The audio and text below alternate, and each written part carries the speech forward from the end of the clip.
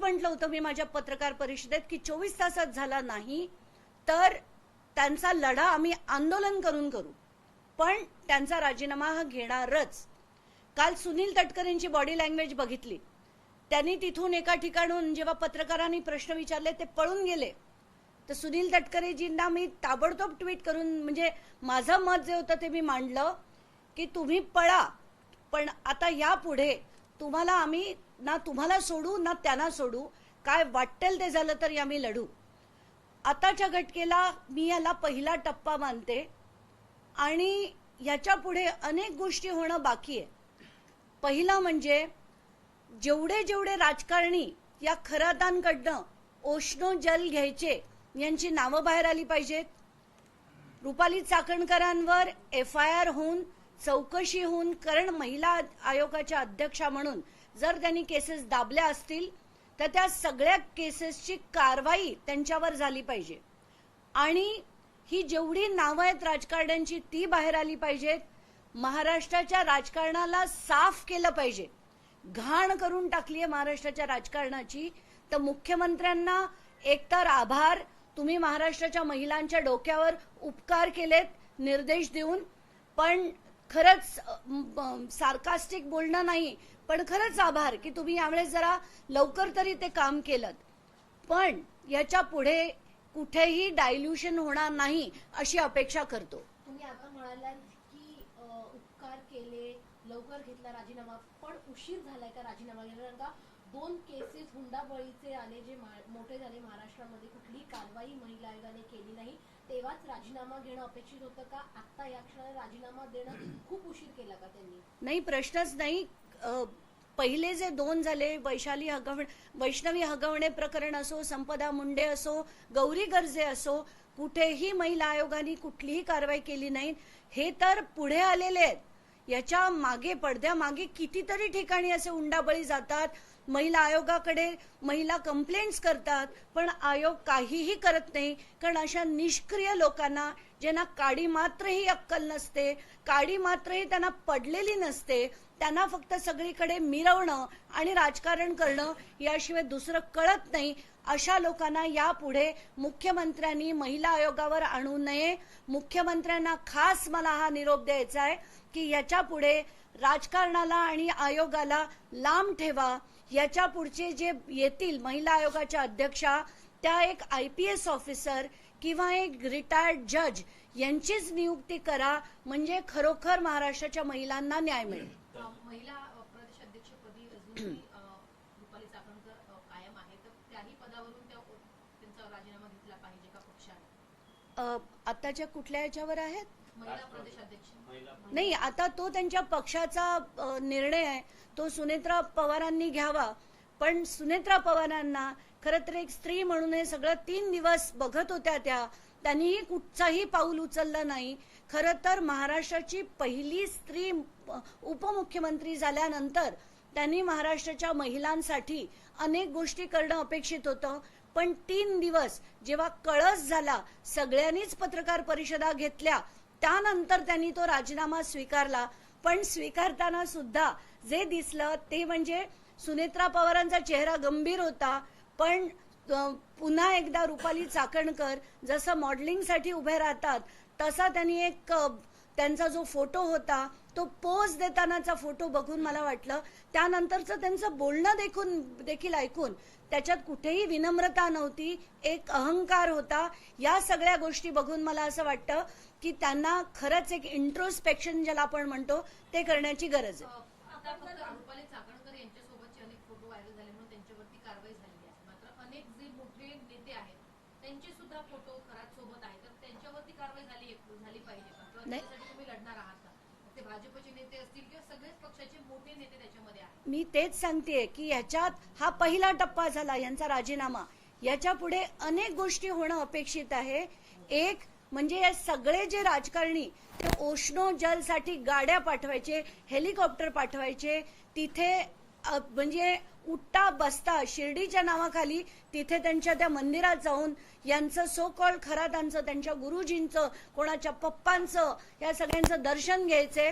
तर या सगळ्यांची नावं बाहेर आली पाहिजेत आणि एक विकास दिवटे नावाचा ज्याची आत्महत्या झाली, ज्याची केस शिर्डी पोलीस स्टेशनला रजिस्टर्ड होती आणि ती केस बंद करण्यात आली, ती केस सुद्धा परत रिओपन करण्याची गरज आहे आणि असं सविस्तर पत्र मी सदानंद दातेंना पाठवणार. पण जर बघितलं तर काल त्या असं म्हणाल्या रुपाली चाकणकर की हे जे काही व्हिडिओ किंवा जे काही गोष्टी माझ्याबद्दल येतात बाहेर, मी अनामिका कापली असं सांगितलं जातं, हे सगळं खोटं आहे. माझ्याबद्दल एक गोष्टी रचल्या जात आहेत असं त्यांचं म्हणणं होतं आणि सगळ्यांवर मी ज्यांनी माझ्यावर आरोप केले त्यांच्यावर मी ऍक्शन घेईन असंही त्या म्हणाल्या. नाही, त्यांनी ती अगदी नक्की घ्यावी.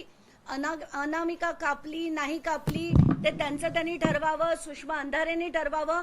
पण त्यांनी एकदा नाही अनेक फोटो दाखवले, तर त्यांनी दोघांनी नक्कीच त्याच्या जो सोक्षमोक्ष आहे तो लावावा.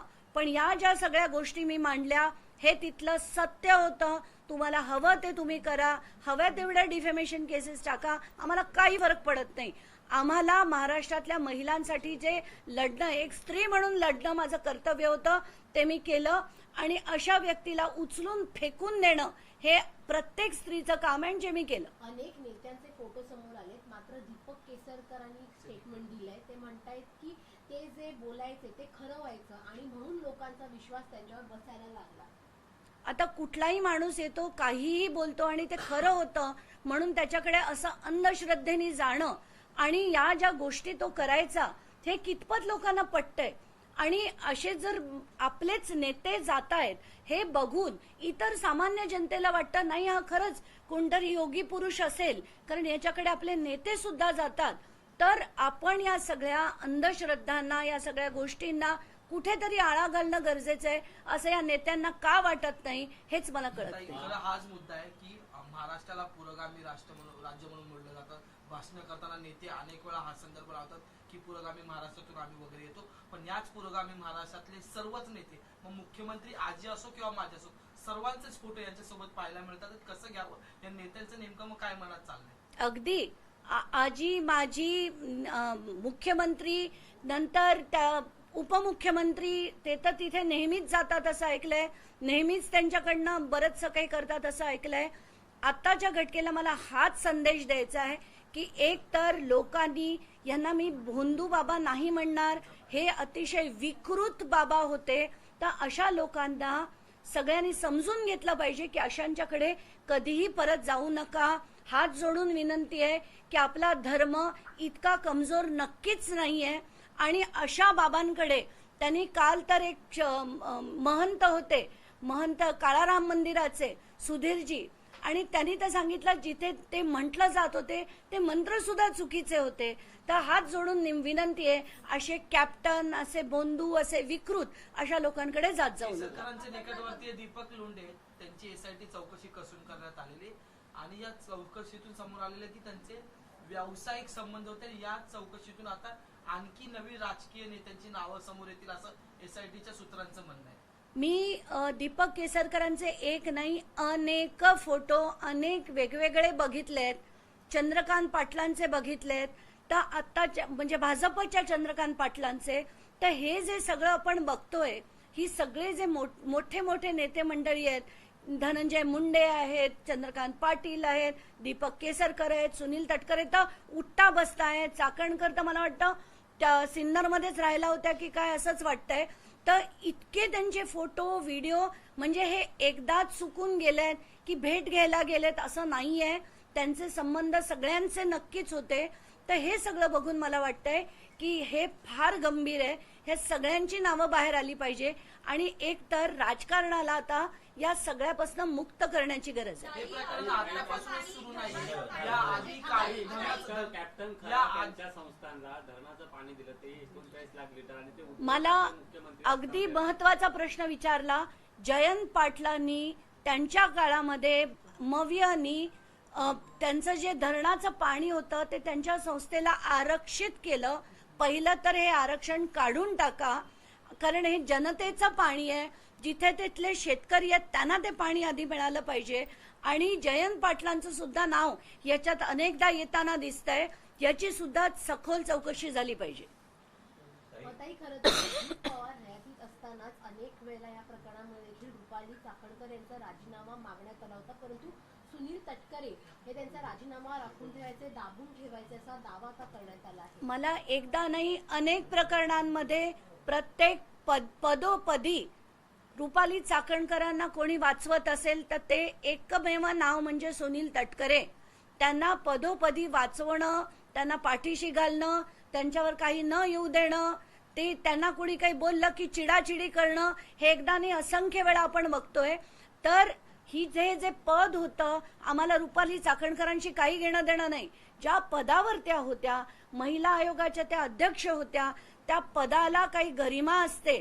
ती गरिमा लक्षात ठेवून त्याने वागणं अपेक्षित असतं. जर त्या कोणाचे पाय धुताना, आपल्या पदराने पाय पुसताना ही सगळी जेव्हा चित्र बघतो, संताप होतो. महिला आयोगाच्या अध्यक्षांनी त्यांच्या पदाचा तरी गरिमा ठेवला पाहिजे.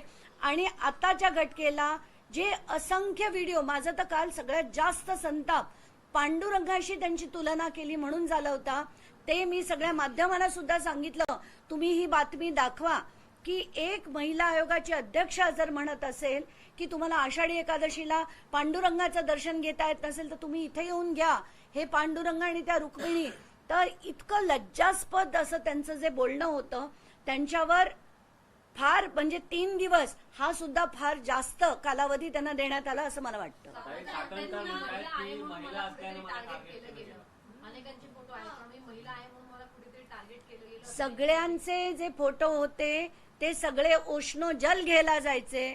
तुम्ही महिला आयोगाच्या अध्यक्षा होता आणि असं असून सुद्धा तुम्ही केक खाताय, पाय पुसताय, पायावर डोकं ठेवताय, हे आक्षेपार्ह आहे.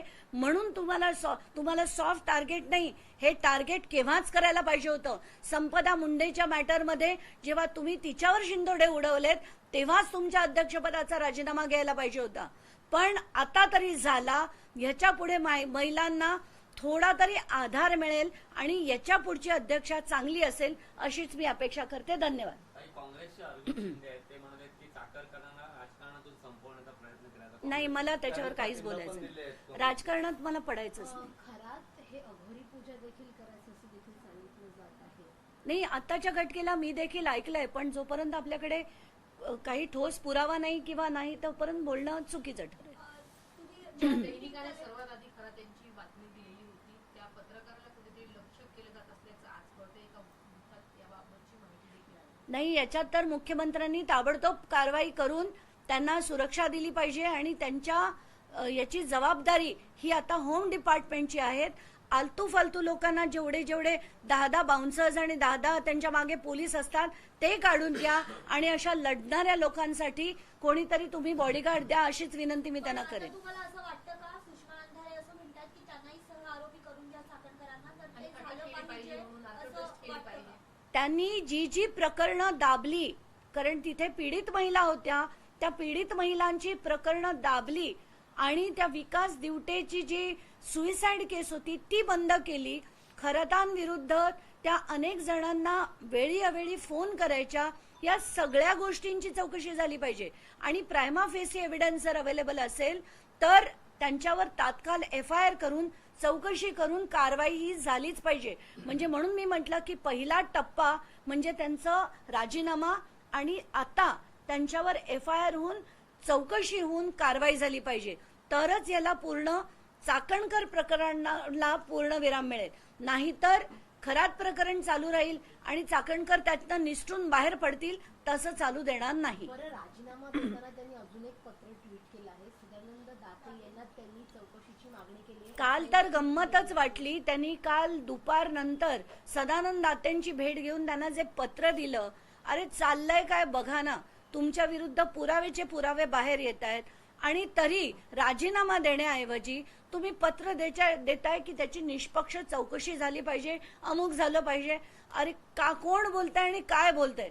म्हणजे उलटा चोरच म्हणतोय की चोरीची तपास झाला पाहिजे. तर हे गंमतच वाटली मला ते सगळं बघून. आणि सदानंद दाते अतिशय चांगले आणि हुशार ऑफिसर आहेत. त्यांना तर नक्कीच कळलं असेल कोण आणि कशासाठी करते. चाकणकरांनंतर सगळ्यात जास्त चर्चेचं नाव आहे ते म्हणजे दीपक केसरकर यांच्यावर कारवाई. कारण दुसरा मुद्दा त्यांचे जे निकट वरती आहेत, लोंढे, त्यांना ताब्यात घेण्यात आलेले आहे. आताच्या घटकेला दीपक केसरकरांविरुद्ध मला सगळे अजून पुरावे मिळाले नाहीत. आज सुद्धा दुपारनंतर काही लोक येणार आहेत आणि सोमवारी येणार आहेत. तर सगळे पुरावे मी एकत्र घेऊन मग दीपक केसरकरांची पण असेल तर ती सुद्धा आपण काशी करू. फक्त आताच्या घटकेला जेवढे पुरावे आहेत तेवढंच मी बोलले. धन्यवाद. उपजिल्हाधिकाऱ्याच्या पत्नीसह कराडच्या पत्नीची देखील सामायिक मालमत्ता असल्याचं कळतं. पत्नी आणि पुत्री पुत्री पुत्री मुलीची ते मी कालच प्रेस कॉन्फरन्समध्ये मांडलं. ते जे एक डेप्युटी कलेक्टर आहेत त्यांच्या मुलीची आणि अशोक खरातांची जी एकत्र सातबारे आहेत त्याचं मी काल माझ्या प्रेस कॉन्फरन्समध्ये मांडलंय. पण आत्ताच्या घटकेला त्यांची इतर काही मालमत्ता किंवा आर्थिक संबंध आहेत की नाही ते सगळं मला चेक करायचंय. ते झाल्यानंतर ते देखील मी आपल्या पुढे मांडेन. अंजलीताई, शेवटचा मुद्दा असा आहे, काल ज्या प्रकारे एकंदरीत या अगोदरच्या अनेक प्रकरणांमध्ये रुपाली चाकणकर कुटुंबाला पडलं होतं किंवा वाचवण्यात आलं होतं. तुमच्यासारख्या सामाजिक कार्यकर्त्या, मग तुम्ही असा म्हणजे सुषमा अंधारे असतील किंवा इतर लोकांनी ज्या प्रकारे दबाव आणला किंवा ज्या प्रकारे परिस्थिती मांडली आणि मुख्यमंत्र्यांनी शिष्टाई करत थेट राजीनामा मागितला, हे पूर्वी व्हायला हवं होतं. अगदी नक्कीच पूर्वी व्हायला हवं होतं. नाही, नक्कीच पूर्वी व्हायला हवं होतं. मुख्यमंत्र्यांनी यांचा राजीनामा संपदा मुंडे मॅटर नंतरच खरं घ्यायला हवा होता. त्यानंतर वैष्णवी हगवणे प्रकरणानंतर घ्यायला हवा होता. पण आपण म्हणतो ना, पापाचा घडा त्यांचा भरत आला होता, आता तो भरला होता. शेवटी मला त्यांना राजीनामा द्यायला निर्देश दिले असं जेव्हा कळलं तेव्हा मला अतिशय बरं वाटलं. कारण बडतर्फ करणं हे खरं अपेक्षित होतं, पण निर्देश दिले म्हणजे तेच झालं. त्यांना बडतर्फच केलं गेलं असं मी मानते. काय म्हणे